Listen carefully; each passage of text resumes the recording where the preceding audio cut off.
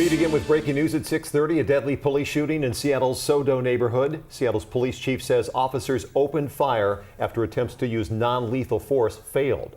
King 5's Madeline Carter joining us live tonight. So Madeline, you just spoke to Chief Barnes. What are you learning about this? I did. We learned a tremendous amount, Joyce, about this investigation, and I wanted to show you this is still a very active scene here in SODO. You can see the caution tape, the police lights in the distance. I'm standing right here at the intersection of 4th Avenue and South Holgate Street, and from my vantage point earlier I could see what appeared to be the body on the ground in the distance. And we do know now that a man is dead, and this man, police tell us, was carrying an axe and potentially a knife, and they got 911 calls about this person, which is why they responded to this area.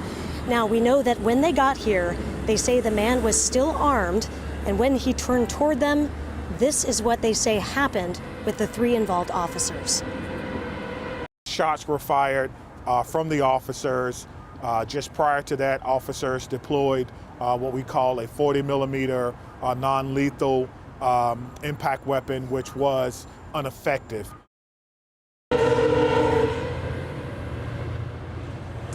It's unclear right now how old the suspect is, or if that suspect had been threatening people in the community who called 911 prior to this incident. But again, we do know that the officers fired shots that ultimately killed that suspect. No officers were hurt, but I did want to tell you that this is the first critical officer-involved shooting since the termination of the consent decree here in Seattle.